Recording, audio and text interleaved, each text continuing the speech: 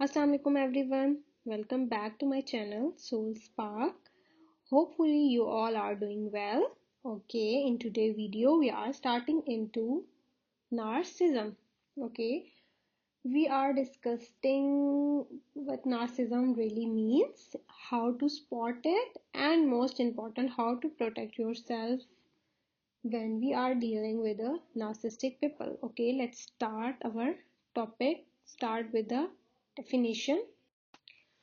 Okay start with the second slide. What is narcissism. इसमें हम पहले ये देखेंगे कि नार्सिज्म होता क्या है. जिस टॉपिक की हम बात करें उसकी अंडरस्टैंडिंग होना बहुत ज़रूरी है कि नार्सिज्म है क्या. नार्सिज्म बेसिकली हमारा एक पर्सन का फोकस होना अपने आप पे और वो दूसरों से भी यही चाह रहा हो कि उसे अटेंशन मिले, उसे प्रेज मिले. इवन नार्सिस्टिक पर्सन जो होता है वो दूसरों की फीलिंग की बिल्कुल केयर नहीं करता. इवन उसे खुद ये लग रहा होता है कि वो दूसरों से बहुत ज़्यादा बेटर है और वो दूसरे लोगों से भी यही एक्सपेक्ट करता है कि उसे स्पेशल ट्रीटमेंट मिले अपने किसी भी चीज़ पे. ओके, कुछ टाइप्स अब आती हैं जिसमें है सबसे पहले ग्रैंडियोसिटी है. अब ग्रैंडियोसिटी में हम देखेंगे क्या होती है. जैसे इसमें लिखा हुआ है कि सेंस ऑफ सेल्फ इम्पोर्टेंस. एक पर्सन को ये लगना कि वो बहुत ज़्यादा हर चीज़ में सुपीरियर है, उसे इम्पोर्टेंस मिले, वो उसका अपने आप पे ये बिलीव होना कि वो दूसरों से बहुत ज़्यादा बेटर और टैलेंटेड है दूसरों से.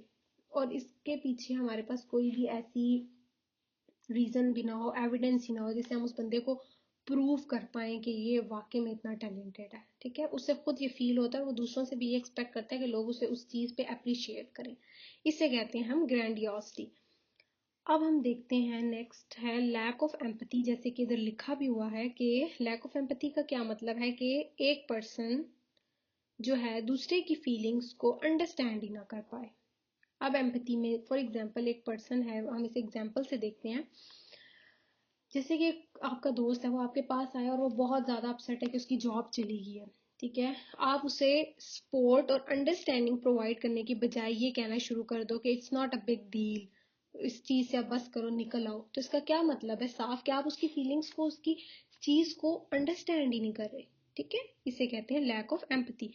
अब हमारे पास आता है नीड ऑफ एडमायरेशन.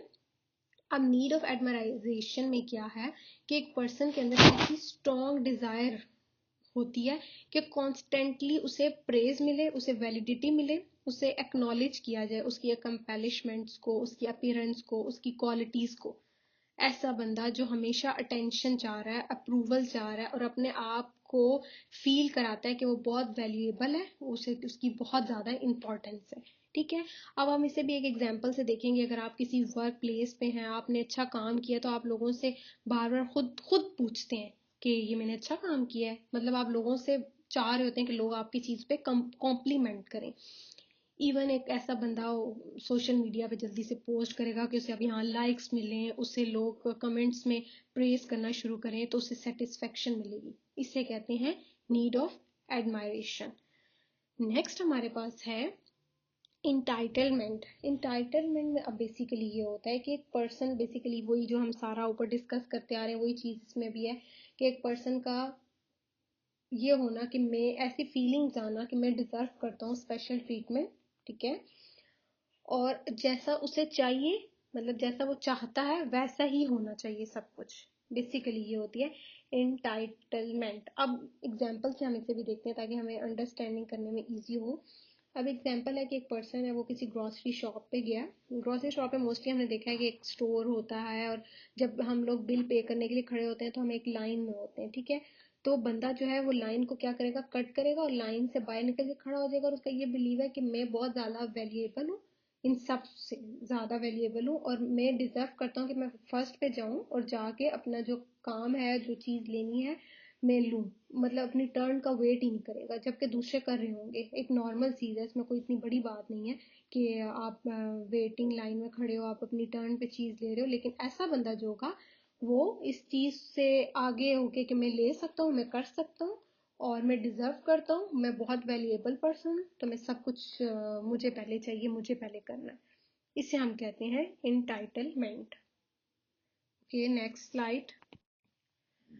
अब हम देखेंगे की ट्रेट्स ऑफ नार्सिस्टिक. अब ट्रेट्स क्या होते हैं. ट्रेट्स हमारे पास करेक्टरिस्टिक्स होते हैं उस पर्सन के जिसको हम एक्सप्लेन कर रहे होते हैं. जैसे हम रियल लाइफ में भी किसी पर्सन को हमने एक्सप्लेन करना है तो हम कहते हैं कि भाई इस बंदे का जो बिहेवियर है ना बहुत काइंड है, बहुत ऑनेस्ट है। किसी पर्सन को हम उसके अपीयरेंस वाइज एक्सप्लेन कर रहे होते हैं। ऐसे ही अगर हम नार्सिसिस्टिक पर्सन को एक्सप्लेन करना चाहेंगे तो मैंने कुछ टर्म्स लिखी हैं, जिसमें हमारे पास फर्स्ट टर्म है एग्जेजरेटेड सेंस ऑफ सुपीरियरिटी। अब इसमें हम क्या कहते हैं, एक पर्सन है उसका ये बिलीव होना कि मैं बहुत ज्यादा इंपॉर्टेंट हूँ और बहुत ज्यादा बेटर हूँ दूसरों से, बेशक वो हो या ना हो, ये बात सच हो या ना हो, लेकिन वो खुद इस चीज पे बिलीव करता है। अब हम इसे एग्जाम्पल से देखेंगे। एक पर्सन है, वो किसी ग्रुप में काम कर रहे हैं, जैसे हम यूजुअली यूनिवर्सिटीज में हमारे ग्रुप्स बने होते हैं और 7-8 लोगों का ग्रुप होता है। उसमें पर्सन एक ऐसा खुद अपनी उसकी थिंकिंग ऐसे बनी हुई है कि भाई मैं तो बहुत ज्यादा स्मार्ट हूँ और जो मैं अपने आइडियाज और थॉट शेयर कर रहा हूँ वो इम्पोर्टेंट है, दूसरे लोगों के आइडियाज को वो सुनेगा ही नहीं, रिफ्यूज करता जाएगा सिर्फ इस बेस पे कि मेरा ओपिनियन मैटर करता है। सिर्फ क्यों? क्योंकि वो सुपीरियर रहना चाहता है अपने ग्रुप में। अब मैनिपुलेटिव बिहेवियर क्या होता है? मैनिपुलेटिव बिहेवियर जो है, इसमें पर्सन जो है वो दूसरे लोगों को कंट्रोल करना चाहता है और ऐसा कुछ करना, वो दूसरों के बिहेवियर को कंट्रोल करेगा और लोगों से वही करवाना चाहता है जो वो खुद चाहता है, बेशक वो फिर वो डिसऑनेस्ट वे उसके लिए यूज करे या जैसे भी करे। अब हम इसे एग्जाम्पल से देखते हैं कि एक पर्सन जो है वो प्रिटेंड करेगा कि मैं बहुत अपसेट हूँ, ताकि वो दूसरे लोगों के अंदर ना गिल्ट को इंड्यूस कराए, उन्हें गिल्ट फील कराए कि वो उसके लिए आप कुछ करें। इवन वो रियल में अपसेट नहीं होगा, लेकिन सिर्फ लोगों को फील कराना चाह रहा है। अब इसमें हम उस पर्सन का गोल क्या, उस पर्सन का ये गोल है कि वो उनके प्ले कर रहा है उनके इमोशंस के साथ, सिर्फ एम्पैथी उनसे गेन कर रहा है। ओके, नेक्स्ट हमारे पास है चार्म।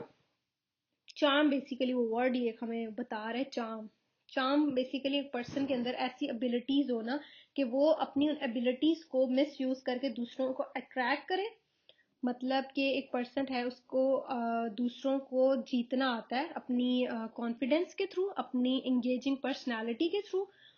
अब इसे हम एग्जाम्पल के साथ देखेंगे। एक लीडर है, वो उसे पता है, एक ग्रुप का लीडर है, उसे अच्छी तरह पता है कि उसे कैसे फॉलोअर्स गेन करने हैं, उसे कैसे कॉन्फिडेंटली स्पीक करना है ताकि उसे स्पेशल फील कराया जाए, लोग उसे स्पेशल फील कराएं, और अपनी वो उसी चार्मिंग नेचर के थ्रू ना लोगों को वैसा ही बना देता है जैसा वो चाहता है। इसे कहते हैं चार्म। नेक्स्ट हमारे पास है blame shifting. Blame shifting word से ही पता चल रहा है हमें कि आप अवॉइड करें, खुद रिस्पॉन्सिबिलिटी कोई नहीं लेंगे आप, लेकिन अपनी भी जो मिस्टेक्स हैं वो दूसरों के ऊपर डालना शुरू कर देंगे, उन्हें ब्लेम करना शुरू कर देंगे। इसमें हम एग्जांपल देखते हैं। अगर आप एक पर्सन है, उसने अपना वर्क जो है डेडलाइन गुजर गई और मिस कर दिया, वो कभी भी एडमायर नहीं करेगा, इस चीज को एडमिट नहीं करेगा कि वो काम करना भूल गया। इवन वो दूसरों को इस चीज पे ब्लेम करना शुरू हो जाएगा, दूसरों का फॉल्ट निकालेगा कि किसी ने मुझे रिमाइंडर ही नहीं दिया, किसी ने मुझे रिमाइंड ही नहीं कराया, और वो ब्लेम करेगा और अवॉइड करेगा कि उसके एक्शंस को कोई नोटिस ना करे, दूसरों को ब्लेम करना शुरू हो जाएगा। बेसिकली ये है ब्लेम शिफ्टिंग। होपफुली आपको ये समझ आया होगा। अब हम नेक्स्ट स्लाइड की तरफ चलते हैं। ओके, नेक्स्ट अब हमारे पास है red flag to spot a narcissistic. अब जब भी हम सुनते हैं रेड फ्लैग, भाई रेड फ्लैग है ये पर्सन तो रेड फ्लैग है। अब रेड फ्लैग का मीनिंग क्या होता है, सबसे पहले हम उसे अंडरस्टैंड करते हैं। अब रेड फ्लैग एक ऐसे वार्निंग साइंस हैं जो किसी भी पर्सन में हम अक्सर नोटिस करते हैं कि कोई कुछ रॉन्ग है, कुछ प्रॉब्लमेटिक है, और अब ये चीज़ें हम उसके बिहेवियर्स में, उसके एक्शंस में, कुछ सिचुएशंस में हम नोट डाउन करते हैं, कुछ ट्रबल आने वाली है, कुछ डेंजर है। अब ये जो सारी चीज़ें हम कह रहे हैं, ये हम किस तरह नोटिस करते हैं? हम उसके जैसे हम एक एग्जांपल देखते हैं कि जैसे कोई रिलेशनशिप की बात करें और कहते हैं कि रेड फ्लैग ऐसे हो सकते हैं कि एक बंदा कॉन्स्टेंटली डिसऑनेस्ट है या उसका कोई कंट्रोलिंग बिहेवियर है, तो हम कह सकते हैं कि कुछ अनहेल्दी है रिलेशनशिप में। ऐसे ही रेड फ्लैग्स हम नार्सिसिस्टिक पर्सन में भी नोटिस करते हैं। अब वो कुछ मैंने यहाँ रेड फ्लैग मेंशन किए हैं जिन्हें हम देखते हैं। सबसे पहले है लव बॉम्बिंग। अब लव बॉम्बिंग के मतलब से ही है एक्सप्लेनेशन इसकी आती है। जैसे कि एक पर्सन किसी पे एक्सेसिव अमाउंट का अटेंशन दे, अफेक्शन दे, उसे कॉम्प्लीमेंट करे, उसके अर्ली रिलेशनशिप में भी, रिलेशनशिप स्टार्ट हुआ है और आप उसे इतना अफेक्शन दे रहे हो, इतना अटेंशन दे रहे हो, सिर्फ इस वजह से ताकि आप गेन कर सको कंट्रोल उसके ऊपर अपना। फॉर एग्जाम्पल, जैसे एक पर्सन है, आपको कॉन्स्टेंटली अर्ली रिलेशनशिप है आपका भी, तो आपको गिफ्ट दे रहा है, टेक्स्ट कर रहा है एंड से I love you very quickly, मतलब बहुत छोटी छोटी बात पे, तो ऐसा पर्सन जो आपको ओवरवेल्म और स्पेशल फील कराए और इंटेंस अटेंशन दे ताकि आपको मैनिपुलेट कर सके और कंट्रोल कर सके, ठीक है, ये होता है लव बॉम्बिंग। नेक्स्ट हमारे पास है गेस्ट लाइटनिंग। गेस्ट लाइटिंग क्या होता है? गेस्ट लाइटिंग है हमारे पास ऐसी फॉर्म मैनिपुलेशन की जिसमें पर्सन अपनी मेमोरीज, अपनी फीलिंग्स और अपने डाउट्स को किसी और पे इम्प्लीमेंट करता जाए। एग्जाम्पल से देखते हैं अंडरस्टैंडिंग के लिए। एक पर्सन है जो खुद से चीज़ों को खुद कुछ बोलेगा और कहेगा कि मैंने ऐसा कुछ नहीं बोला, आपने खुद इस चीज़ को इमेजिन कर लिया है। फॉर एग्जाम्पल अगर हम देखें, एक पर्सन, मतलब पर्सन आपको कंफ्यूज करने की कोशिश करेगा अपने क्वेश्चन से, ठीक है, और आप पे ब्लेम कर देगा कि अपनी सेल्फ डाउट, अपनी मेमोरीज, अपनी गलतियों को मानेगा ही नहीं, कि मैंने ये बात की है, बेशक उसने कही होगी लेकिन वो इस चीज़ को एक्सेप्ट ही नहीं करेगा। ऐसी सिचुएशन, ऐसा सिनेरियो क्रिएट करेगा जिसमें आप खुद ही कंफ्यूज हो जाओगे, तो ये चीज़ होती है। नेक्स्ट हमारे पास devaluing other. Devaluing other का मतलब है कि पर्सन जो है आपकी वर्थ को कम करता है, आपकी इम्पोर्टेंस को कम शो कराता है। जैसे आपकी कोई अचीवमेंट है, आपकी कोई फीलिंग है, आप कोई एक्साइटमेंट वाली बात लेके आए हो अगले बंदे के सामने, वो उसे इम्पोर्टेंस ही ना दे, ठीक है। अब इसे भी हम एग्जाम्पल से देखेंगे। एक पर्सन है, अगर उसका दोस्त बहुत सक्सेसफुल हुआ है किसी भी चीज़ में, तो वो आके बताएगा अपने फ्रेंड को, देखो ये ऐसे वैसे पूरी एक्सप्लेन कर रहा है अपनी स्टोरी, तो वो आगे से कह देगा it's not a big deal, कि तुमने मतलब ये काम नहीं किया तो सभी कर सकते हैं। तो मतलब वो उसे डी वैल्यू कर रहा है उसकी कंपेलिशमेंट को, ताकि उसे लेस इम्पॉर्टेंट फील करा सके। उसके बाद नेक्स्ट हमारे पास जो है वो है लैक ऑफ अकाउंटेबिलिटी। अब ये बेसिकली जो है बिल्कुल वो हमने भी जो पढ़ा था पीछे, ब्लेम करना, ब्लेम शिफ्टिंग जो पढ़ा था उसमें जैसे था, सेम उसी की ये फॉर्म है। कोई बंदा अपनी रिस्पॉन्सिबिलिटी और अपने एक्शंस की को रिफ्यूज करता जाए, अपनी मिस्टेक्स को माने ही ना। जैसे एग्जांपल देखते हैं, आगे टीम मेंबर है, ठीक है, उसने एक डेडलाइन को मिस कर दिया और अब वो कह रहा है कि मेरा फॉल्ट नहीं है, प्रोजेक्ट इतना मुश्किल था।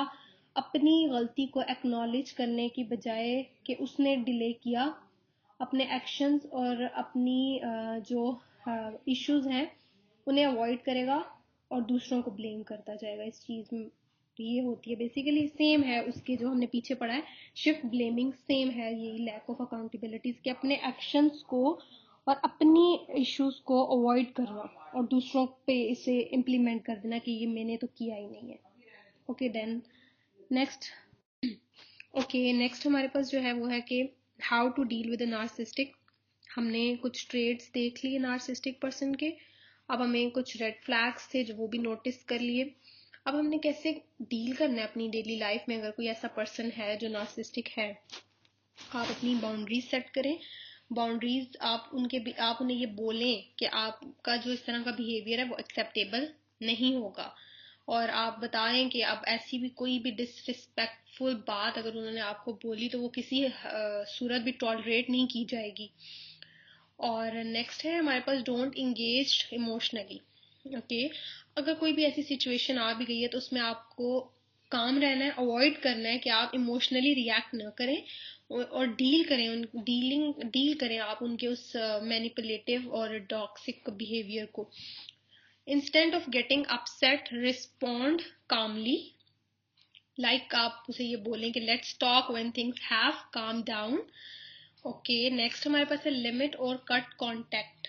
आप रिड्यूस करें टाइम स्पेंड करना टॉक्सिक इंडिविजुअल्स के साथ। अगर बहुत ज़रूरी है तो आप कोशिश करें कि आप उनके साथ इंटरेक्ट ना करें ऑल टुगेदर। फॉर एग्जाम्पल अगर कोई कॉन्स्टेंटली आपको हर्ट कर रहा है तो आप चूज कर लें कि आपको अब डिस्टेंस में रहना है उस बंदे के साथ। इसके अलावा जो है हमारे पास seek support from friends, family and therapist. आप अपने किसी भी ट्रस्टफुल बंदे के साथ, किसी भी फ्रेंड के साथ, किसी भी प्रोफेशनल थेरेपिस्ट से हेल्प ले सकते हैं कि आपको कैसे मैनेज करना है स्ट्रेस को अपनी डेली लाइफ में।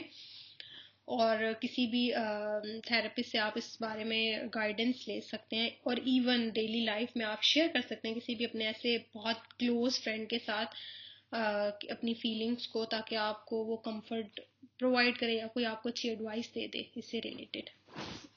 So that's it. Next okay, next हमारे पास है कोपिंग स्ट्रेटेजीज। अब कोपिंग स्ट्रेटेजीज क्या है? कोपिंग स्ट्रेटेजीज का वर्ड का मीनिंग क्या होता है? कोपिंग स्ट्रेटेजीज बेसिकली ये होती हैं कि हम इसे यूज करके अपने स्ट्रेस को मैनेज कर सकते हैं, अपने इमोशंस को मैनेज कर सकते हैं किसी भी डिफिकल्ट सिचुएशन में। अब ये स्ट्रेटेजीज एक इंडिविजुअल को हेल्प आउट करती हैं, वो कैसे डील करेगा चैलेंजेस के साथ, और चैलेंजेस से तो डील करेगा, साथ वो अपनी मेंटल हेल्थ को भी मेंटेन कर पाए, और साथ ये जो चेंज होता हुआ इन्वायरमेंट एक इंसान फेस कर रहा होता है उसमें अपने आप को अडेप्ट कर ले। ये होती हैं कुछ कोपिंग स्ट्रेटेजीज। अब जैसे हमने कोपिंग स्ट्रेटेजीज में क्यों यहाँ यूज की कि अगर आप कोई नार्सिसिस्टिक पर्सन है जिससे आप डील कर रहे हैं, या आप डेली लाइफ में स्ट्रेस आउट हो रहे हैं, तो कुछ और आप उस रिलेशनशिप को कंटिन्यू भी रखना चाहते हैं, तो फिर कुछ कोपिंग स्ट्रेटेजीज हैं जिन्हें हम यूज करके चीज़ों को लेके चल सकते हैं। जैसे कि हाँ, मैंने फर्स्ट लिखा हुआ है मैनेज एक्सपेक्टेशन। एक पर्सन की, अब क्या इसमें हम पर्सन को रिकॉग्नाइज कर लें उसके बिहेवियर को, कि क्या ऐसा बिहेवियर है जो वो शो करता है। अगर हमें उससे पता चल गया, हम उस बिहेवियर को चेंज तो नहीं कर सकते, लेकिन हम कोशिश करेंगे कि हम उसकी एक्सपेक्टेशन के अकॉर्डिंगली अपने आप को एडजस्ट करें। अब ये प्रोसीजर जो है हमें हेल्प आउट करता है कि हम इससे से कम डिसअपॉइंटमेंट हमें मिलेगी, और हम प्रिपेयर रहेंगे उसके नेक्स्ट एक्शन और इंटरेक्शन की तरफ। नेक्स्ट है फोकस ऑन योर सेल्फ। अब फोकस ऑन सेल्फ केयर। अब इसमें यह है कि आपको अपने आप को सबसे पहले प्रायोरिटाइज करना है, अपनी वेल बींग को और अपनी मेंटल हेल्थ को आपने प्रायोरिटाइज करना है। कुछ एक्सरसाइजेस हैं जो हम कर सकते हैं, स्पेंड कर सकते हैं टाइम अपने लव वन के साथ, अपनी हॉबीज को परसू करके, अपनी टेक केयर करके, और हमें पता होना चाहिए कि कैसे हमने अपनी इमोशनल हेल्थ को भी साथ साथ बैलेंस करना है, मेंटेन करना है। Seek professional therapy for sport. अच्छा, अब हम किसी प्रोफेशनल थेरेपिस्ट से भी सपोर्ट ले सकते हैं। कैसे? कि हम उसे गाइडेंस लें, हम उसे थेरेपिस्ट जो है आपको ऐसी स्ट्रेटजीज प्रोवाइड करेगा कि आप कैसे कोप अप करें डिफिकल्ट सिचुएशन में, आपको हेल्प करेगा कि कैसे आपने अपने फीलिंग्स को प्रोसेस आउट करना है, और आपको ऐसी सेफ स्पेस ऑफर करेगा जिसमें आप ओपनली डिस्कस कर सकें अपने एक्सपीरियंसेस को। So that's it. ये कुछ कोपिंग स्ट्रेटजीज थी।